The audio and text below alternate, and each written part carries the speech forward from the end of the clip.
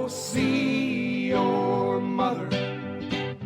You were only given one. Go see your mother. And you know that you will never have another. Go see your mother. Go see your mom. Welcome to Jewish Stoic Calls His Mother. I'm your host, Sadia. This is my mother, Ima. Hey, Ima. Hello, my sweetness. So today's episode... We're together. Yes, I'm very happy that we're together.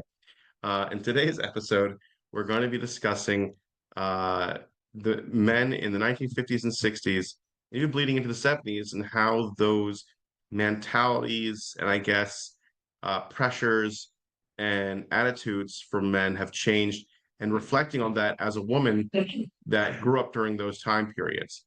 Because I noticed that like, I mean, I grew up obviously with my father and with other men at that time. They're more rough around the edges. And I think that there was definitely this frustration in handling them because they're very stubborn and my way or the highway kind of attitude. So Yes. So if you can please elaborate a little bit more, and then we'll take it from there. Well, I was that was a rough generation. They were raised to be tough. I think we spoke We've mentioned about this before. I that's understand. right. Aggression in boys and men was encouraged and not discouraged. In fact, if you look at some like books that take place, say, like in the early 1900s to World War II, there were some schools where if boys couldn't fight in class, I mean, they couldn't be disruptive, but if there were boys that were getting into a lot of like fights and disagreements, they would actually be brought to a boxing ring that the school had, and a doctor would be there, and the boys were given boxing gloves, and they were told to get out. Do you think it's better that they have that way, that you finally have like men being able to be aggressive? And at the end of the whole thing, the boys, if the fight was over and one kid had won, whatever, they were told to shake hands and let it go. That's it. It's finished. So I think in a way, I think it's good for, I mean, how do I say it? Yeah, it's difficult. That's what we're choosing. I'm not, what's the term I'm looking for? Anthropologically speaking, let's face it, the male of our species are supposed to be the defenders. Mhm. And I think it's a lot of people have been criticizing a modern trend of basically justifying boys. You might say that they're told basically to swallow or to kind of ignore this natural aggression that is part of being male. I don't think it's good. I don't think it's good to do that. I think. But do you want excessive aggression in men? You don't want you want excessive aggression, but like I'll give you an example. When I was in high school, these two boys got into a fight in gym class, a real big fight. And instead of the male gym, it was a boy. It was in those days. I don't know what's going on now in the public schools, but in my day, you had separate gym classes for girls and boys, totally separate. And so in the boys' gym class, there were these two boys got into a big fight. At the end of the fight, the gym teacher didn't break it up. He was just watching it. And he walked over to the boy that got the better of the other one. And he says, "Next time you get into a fight, I expect you to kill the guy." How did the fight start, though? I have no idea, but all I'd heard was talk from the boys after gym class. The boys told the girls what happened in their gym class that this happened. How did that make you feel with these men aggressively fighting one another? And did you ever like when like your boyfriends at the time get into fight either for you or for other reasons? What made you think that boys got into fights over me? It's not about fights for you. I'm just curious enough to understand like this 1950s, 60s. I mean 1950s and 60s male aggression and how there's a level of importance to address it. Too sweet? What's the problem? There's honeycomb. Yeah, there's honeycomb. Yeah. It's getting in my teeth. Oh, I'm sorry. It helps. It dissolves. It's good for you. It builds immune system. It's autoimmune deficiency thing. I feel like I'm eating plastic. You're doing great. Mm. But yeah, that's what I was asking of like, like the pros and cons to this. Okay, pros and cons. Wait, no, I want to go back to boyfriends of being aggressive. Go. Boyfriends being aggressive. Boyfriends being aggressive. Was it something that was it a pattern that you were, or friends that had boyfriends that were aggressive, and if that was something that was looked for in a guy at the time? No, that for my side. You went for the nerdy guys. I know we had this. Guys, yeah. I like the book. Excuse me, can I carry your books? Oh, it's terrible. My arthritis has been acting up. Please don't mind me. My back knee's been having me problems, and my stomach stopped feeling the best. That's not how nerdy boys were. They were athletic. They were reasonably. So that's not nerdy, Emma. Their interest was not sports. You liked intellectuals. You didn't like nerds. You liked intellectuals. Yeah. The pretentious guys that were like, when I noticed and looked back at Kant's perspective, I felt that there was something there that was missing. And in my viewpoint, I think the idea of man is about searching for a meaning beyond itself. Yeah? Remember guys like that? Get that quote. I made it up. It's pretty good. No, because I know what pretentious guys are. I know what they. Real.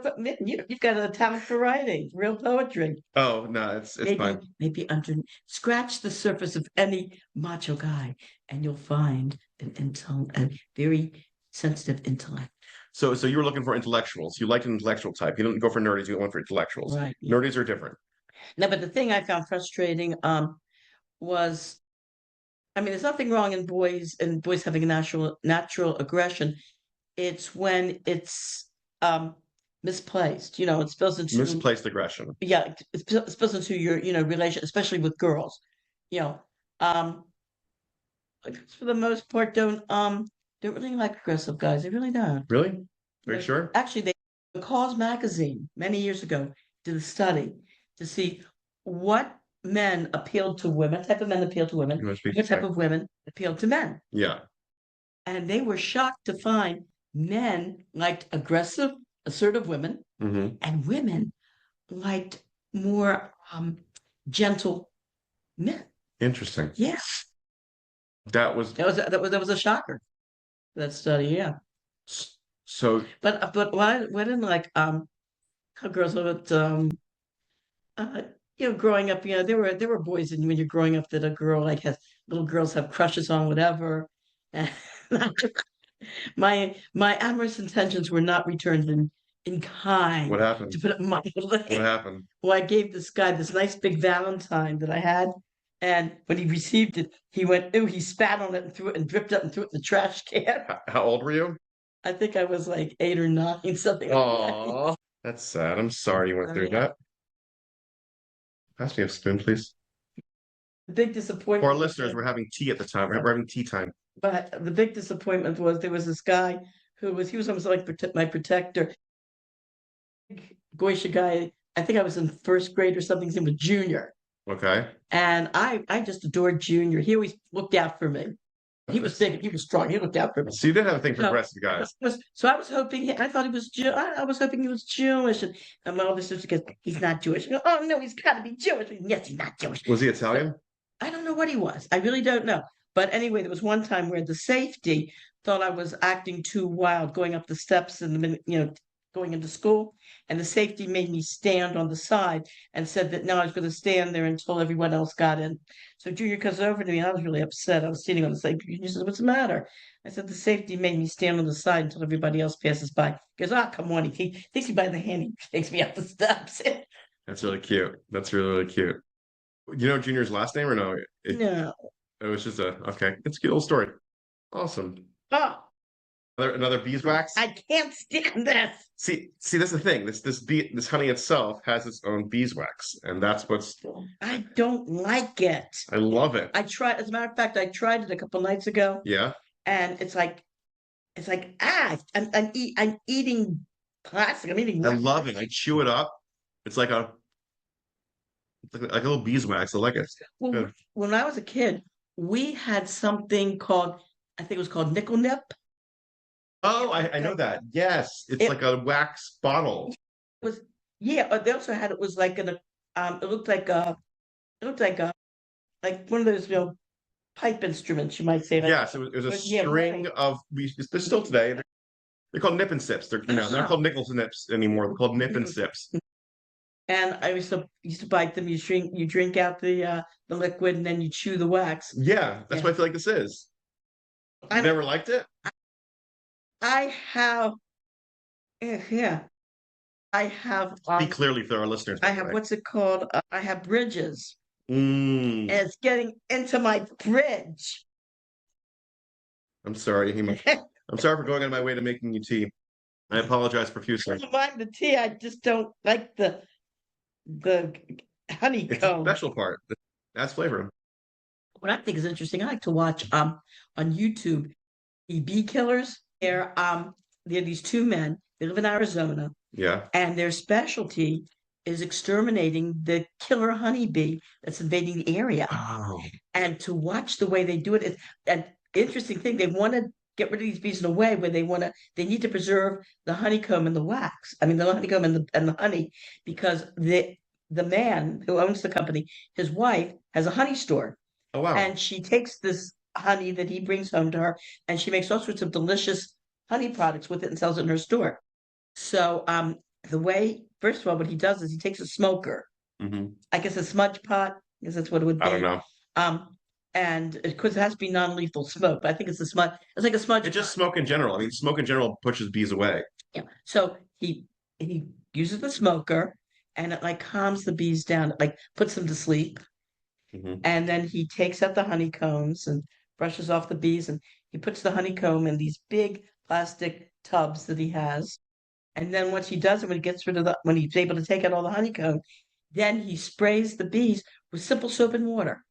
Hmm. A cannon. He takes this cannon like device, and it kills them right away on contact. Hmm. So that way, it's biodegradable.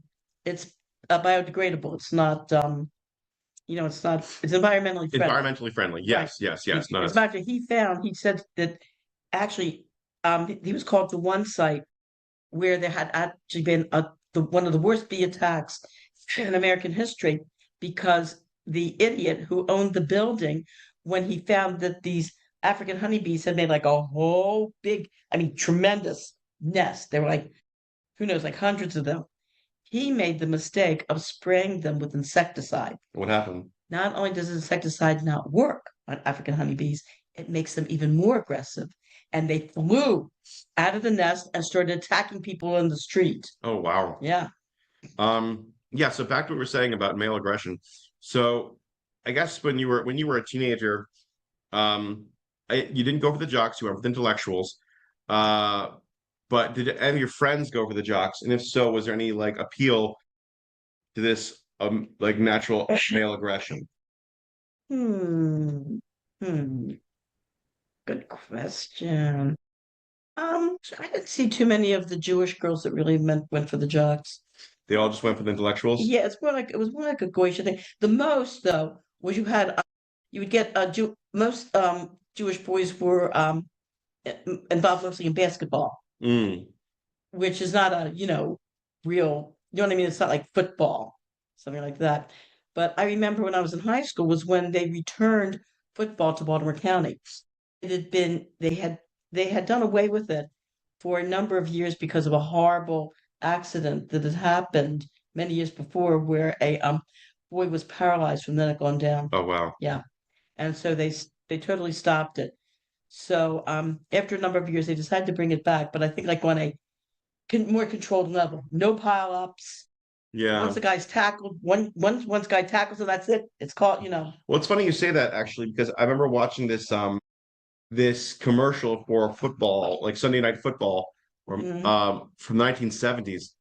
And like every single part of the video of the football players doing any kind of move is now illegal. Like one had like a guy foot on another guy's back, illegal. Another, Mhm. I don't know, I can't remember anything else, but I know that one specifically, or like a few other like plays that now are totally illegal and they're not allowed to do. So I think what it is that like you eventually have to readjust and move forward. I think I think as time goes on, I think in certain aspects of our society, things are improving. Yeah. They're getting more safe. We're getting more conscious of safety. Like in the 1950s, this business with seatbelts didn't start until the 60s. And one of the complaints that a lot of people had was since it was not required, there were many people who bought cars during the 60s who, when they asked the dealership for seatbelts, the guys would just look at them like they were crazy. Oh. And I remember when they first came out with seatbelts, how somebody, oh, it's not necessary. In fact, it's even worse. And, it wasn't until finally that they made it a law that, finally people totally accepted it. Well, it's funny because the biggest complaint I think I hear a lot of uneducated people talk about cars is they made cars more sturdy back in the day, and now everything a little dent and everything crumbles. But anybody like who understands and digs a little deeper knows that they make cars easier to crumble because they have able to handle more impact. So that way, if you get in a car accident, you're able to walk away from it. Because I mean, you could say back in the day when you remember, again, when you were a teenager or young adult, that people got into car accidents, it was very fatal. There wasn't a lot of, safety. Well, that's because there were no seatbelts. I remember there was a sports commentator named Bailey Goss. Yeah. Who was killed in a car accident. I remember my parents talking about it, and my uncle and aunts all talking, and they all said this was like in the 1960s. They said, they're saying that had there been a seatbelt in the car, had he worn it, he would have been alive to today. Hmm. I mean, again, I get that's the other part of, I guess, did people think that it was like a sissy thing to do to have a seatbelt? At first, yes. And then later, shoulder harnesses. I remember in the 60s, a Volkswagen, Yeah. which was from Germany, and the Volkswagen had a shoulder harness, seatbelt and a shoulder harness. Yeah. Which, of course, later on, American autos, took that on. But I remember my mother sitting next to me as we were driving, and we noticed this young man in a car next to us in a Volkswagen with the shoulder. And she goes, "Oh, those cars must be so dangerous that he has to wear a shoulder harness." Oh, that's funny. That was the idea. The car must be dangerous because he's wearing a shoulder harness. See, again, that's an interesting intellectually pulling out. That's an interesting point of, safety was considered feminine and how like people had to ease into it. And that maybe it's like it's kind of funny where nowadays it's more like, yeah, I'm not gonna get into a car without a seatbelt. Are you kidding me? I'm not gonna die. But like it's just that initial aspect of like maybe we shouldn't go ahead and go into a car with no seatbelts at 60 miles an hour and then crash into a tree. And I think there's something there where, there's just that again, the macho man needs to like adjust to. And I think that's the reason point I was trying to make with this episode about these macho guys and having to like adjust more and more into more of an effeminate like environment. Well, like I said, misplaced machoism, misplaced aggression, like, God forbid, life abuse. That's misplaced. I know. Machoism. Yeah. If they burn their dinner, if they talk back, there's major issues of shell and bias. It's a problem, and I understand you, and I agree with you 100%. It's just absolutely the worst, just absolutely terrible. Maybe they should go back to the kitchen. Know your place, woman. Yes. Yeah, maybe. Don't be so mouthy. I remember one time I went to a PTA meeting, and it was a kindergarten teacher. And they were telling me, Kanina Hart, that one of your sisters was, thank God, extremely intelligent, and they were like really great, wonderful, great analytical mind, And so for a joke, I said, "So wasted on a girl." And they go, "They stop away." It's very cute. It's very cute. Yeah, I have to like know my audience before I say something a lot. Because it's just like I'm not realizing like as an adult where like it takes a while to like ease into like any social situation. I have to be as like square and like focused as possible before I can make any snide dumb remark. But I mean, like the only thing that got me very, very upset growing up was how many opportunities were closed to girls and women. Yeah, we talked in a previous episode about like universities, Johns Hopkins story we mentioned. I think it was last episode. The soapbox derby. Oh, I wanted to enter that so badly, and I couldn't because I was a girl. That's so weird.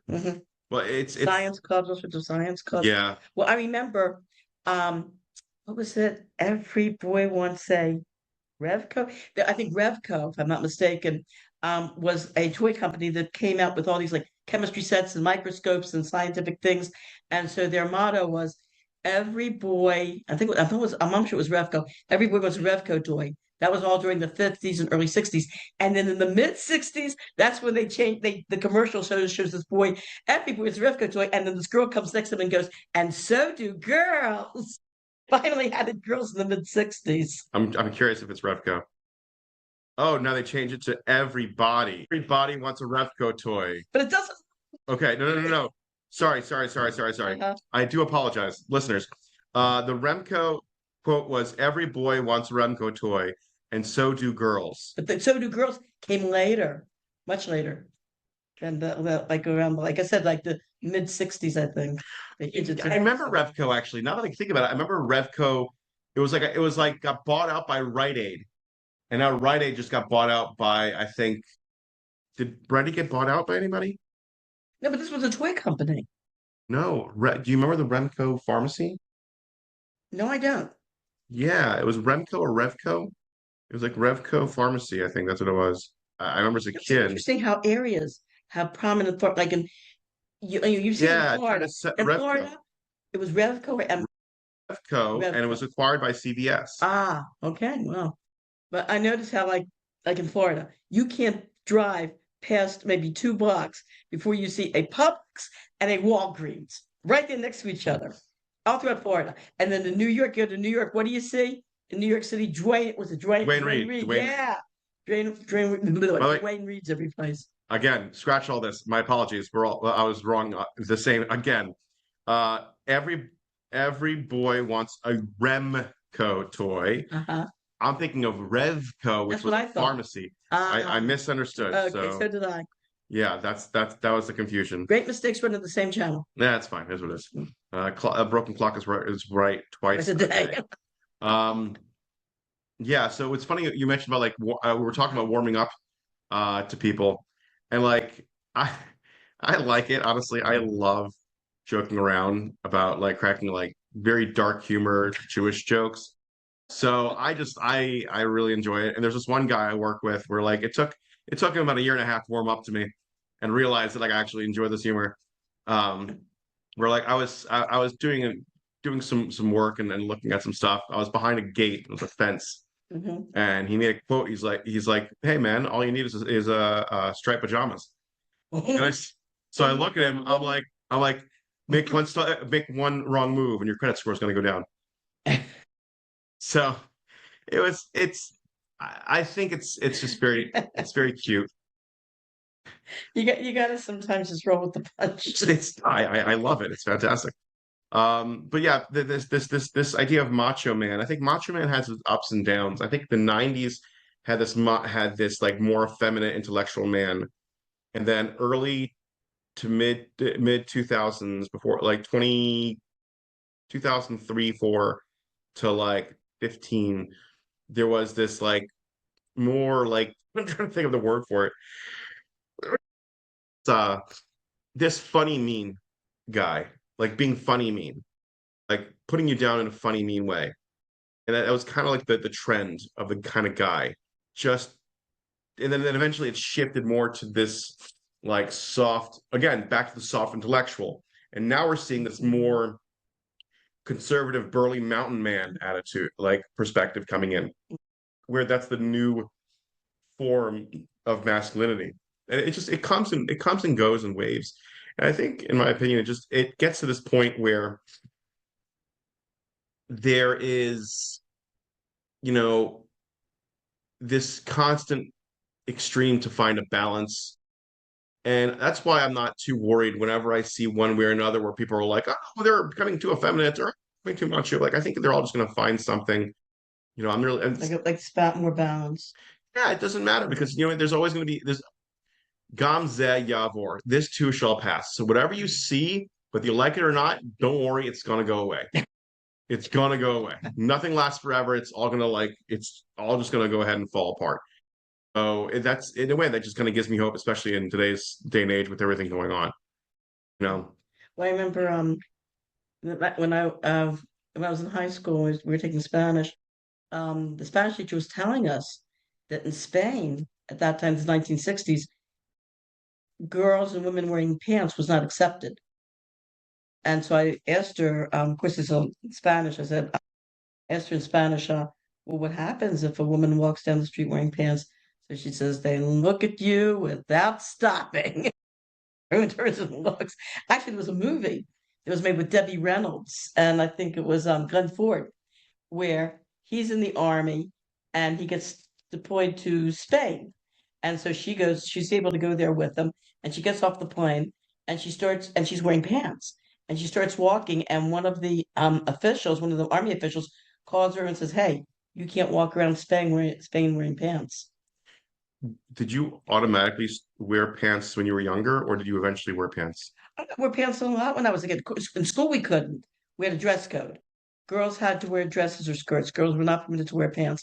Um, and but at home, sure, especially during the summertime at home, I always wore. In fact, there was this one outfit I wore where the picture of the pilgrims where he's wearing like a male pilgrim's wearing a black shirt and he's wearing black pants and he's got the white collar Yeah. and he's got the rifle. There's very like the paintings of the pilgrims. So I used to like to dress like that and carry this toy rifle with me. And I remember one of my sister's friends looking at me and said, "Hey, she looks like a pilgrim." Like one of those pictures of one of those pilgrims carrying his rifle and wearing black on black. How old were you? I would have been about 8 years old or something. I don't think all my parents, when I was in kindergarten, my parents bought me a cowgirl outfit with guns, with little toy guns. Oh yeah, I remember talking about that previously. It's Uh-huh. funny because we actually were talking about Purim costumes, and now in October is a great time to look for Purim costumes because all the Halloween costumes are starting to go on sale, and you want to get them now because post Halloween, actually, the sales go away. They just put them in storage and don't bother trying to sell it to anybody. Like that. So we went ahead and I got some Purim, some stuff for Purim. Hopefully you'll like it. It's a fun, cute little Yeah, thing. my father told me something interesting. He said in the 20s and 30s when he was growing up that people didn't actually go to buy these Halloween costumes that were made that you got to the store, or you get online now. He said you made your own. And he said most of the time, so for him, he didn't have much money, so he wanted it to be simple. So he would just take a sheet, cut a hole in it, put the sheet over his head, and then he would take a pumpkin, a real pumpkin, carve it out, and carve out the front and carve out the inside, and wear it on his head. That is creepy as anything. He said people did that. They made their own costumes. Well, a lot of these elaborate costumes now you can get online. When I was growing up, if you wanted a really beautiful, elaborate costume like that, your mother had to be like very talented in sewing and made it for you, or my bubby would sew it. But you had to, you had to be talented and really go out of your way to make these nice, elaborate costumes. Well, it's funny because if you go online and type in 1920s costumes, they are creepy as anything. Look, I show it to our. they can Google it. It's fine. They Google it. It's fine. Google 1920s Halloween costumes and just do like homemade Halloween costumes, and you get some like. No, that's AI. That's not real. Mm. All right. But I remember in elementary school, then on Halloween day, we had this whole parade. We all went outside in the afternoon, put on our costumes, and it was a whole parade of everybody walking around, showing off their costumes. And sometimes, I don't know if they gave prizes or not, but just showing off the costumes. The best one I saw was this boy in sixth grade. He made his own robot costume. Oh, wow. I don't know if he used aluminum foil or what, but wow. He looked like it was a real metallic, like robot. Was there anything you wanted to dress up as, never got around to, or never could do, pull off? For Halloween? No. Well, I remember one Halloween, I went to this party where I wanted to be a cave woman, like Wilma Flintstone. Okay. And my bubby made me the costume. She made me the cave girl costume.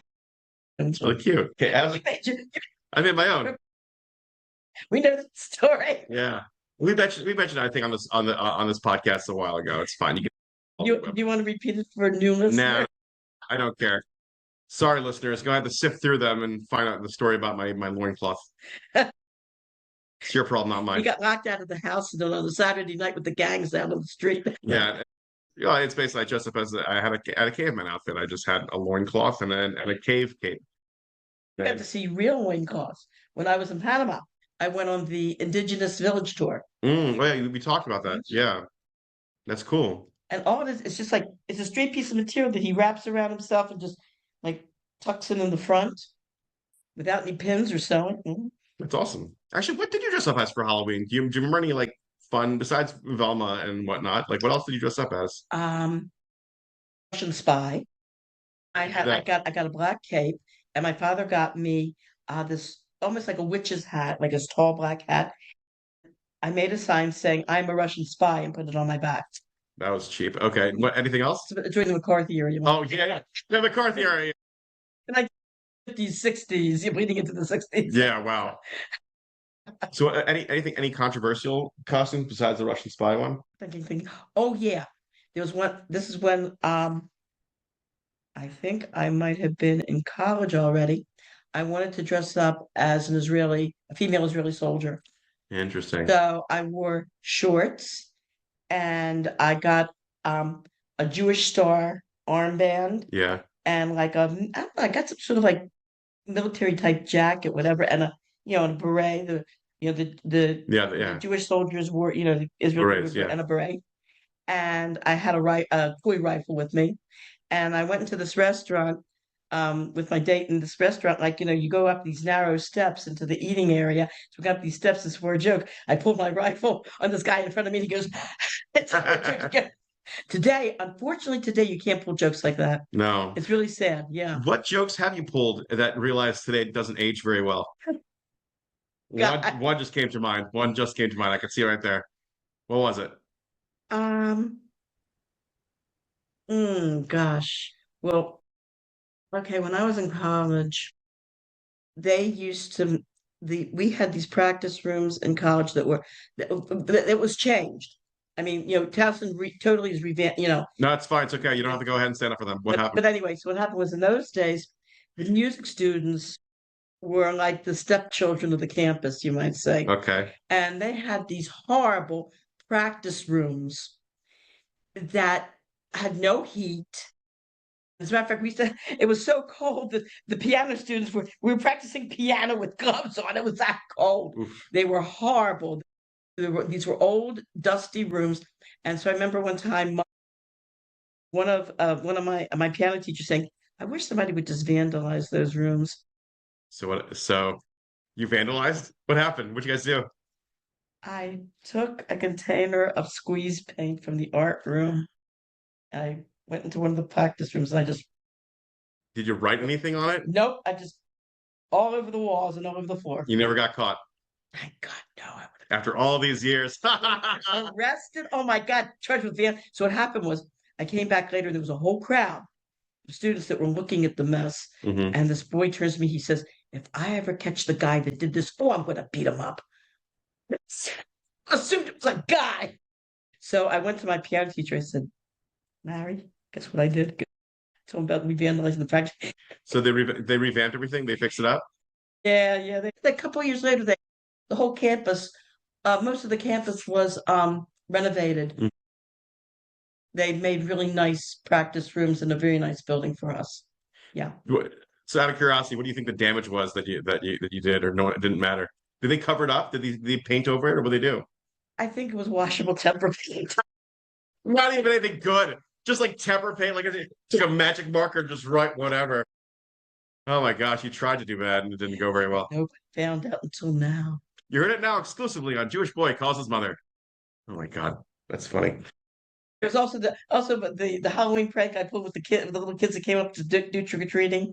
I think we talked about that one. I Did think we? we might have talked about this. I barely remember it. Go ahead and tell Okay, me. what happened was I'm surprised that the parents of these kids just go banging up the door. How dare you scare our kids? What happened was Oh, yeah. these little kids came up to I was like 17 or something. Yeah. Nobody was home. I was home by myself. And they came up to go trick or treating. And so I turned off all the lights, like the outside and everything. I opened up the door in a way that made it creak. And then I went, ooh.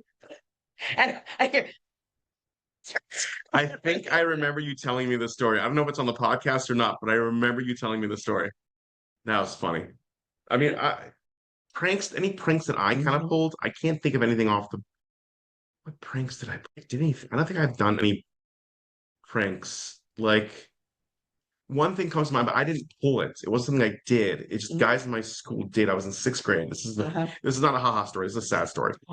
Oh. Yeah, sorry for being a bummer at the end of the episode. My rabbi was my rabbi in sixth grade was just, getting ready for Mishmar, which is like the Thursday night. You do an extra bit of learning. So Right. maybe about a half an hour to an hour of learning. So you stay late after school, and then you do Mishmar, and then you go home. You get like a piece of pizza and a slice of pizza and a chocolate milk. During the break between school being over and Mishmar, kids got together and wrote all sorts of horrible things about the rabbi and put it up Oh, all over the class. I felt guilty, and I just went ahead and helped him take it down good for you. and whatnot. Mhm. But that was like Did you that's see it, or you took it before you saw it? no, he saw it. I saw it. He Oh. was reading of them, and tearing them down, reading them, tearing them down. So I just came in Mhm. because it was a basement class, so I can see, and the Okay. lights were on. It was nighttime, so I could see it in. He couldn't see me, but I could watch him. I was watching him just like look at it, read it, tear it down, look at it, read it, tear it down. And this was tons of pages Oh, of all sorts of stuff. These like kids organized. Yeah, no, he was a nice rabbi too, a really good, sweet guy. His father was the Go My Son. oh my God. I know who you're talking about. He was good. He was a good He rabbi. was really good. The kids that were there were just mean. They were just momish mean. They're the ones that went ahead and ripped down the rabbit picture story. Remember I told you that? Oh my Then God. like 2 years later, those kids did that. The kids in sixth grade did that. That's what they did. These kids, Wonder where they are now. I don't know. Maybe all their kids are married to Lubavitch or I something. have daydream. I momish still have daydreams of like where this guy is. And if I ever met him Oh, again, what would I say or do? But whatever. This guy just wasn't. He was a real piece of work. But even in sixth grade, that's what he was doing. Maybe he did tshuva. Maybe he's a better person now. Who knows? Still the B specs. Um, that was one prank that like happened. that's not a prank, though. That's mean. There's That's some, just mean. I mean, there are pranks that are funny, and then there are pranks that, hey, that's not a prank. That's not Well, funny. that's why I told you it wasn't a fun story. It Yeah. wasn't a haha story. Mhm. I was being a downer. We got like 2 minutes left. Are they funny pranks? Can we end on That a funny note? and on a funny note, I'm trying to think of any funny pranks we did. I know. Oh, one of the pranks that the kids used to pull in my high school Yeah. was our vice principal had a farm, like way out, I don't forget where, but he had a farm. So the kids, for a joke, would make these big for sale signs while he was in school, and he would post it on his farm with the school's phone number. And with his office number, he was getting all these calls about people wanting to buy his farm I love it. from all these developers. I actually remember this one prank. I didn't do. I know the person who did it, but I'm gonna have to stay. I'm not let them stay anonymous. But it was around Purim time. Some people broke into the school and hung balloons and streamers everywhere for Purim. It's very cute, very sweet. However, in the boys' restrooms, there were balloons that were positioned in a form of a phallic shape, and it was pretty funny. Everyone was like surprised and laughed and thought it was a great Purim prank. But they never found the people, and I guess they'll never know. All right. But that concludes our episode. Thank you so much for listening, guys. Good Yontif, everybody. Good Yontif. For Sukkot. Yeah, exactly. Yeah. Yontif. That's another episode of Jewish Boy Calls His Mother. Thanks for listening to us kvetch, reminisce, and of course, get a little motherly advice along the way. If you enjoyed this episode, don't forget to subscribe, leave a review, and share with your favorite Jewish mother or anyone who needs a little guilt in their life. Got a story, question, or just want to say hi? Send us a message. I'd love to hear from you. Until next time, call your mother. She worries.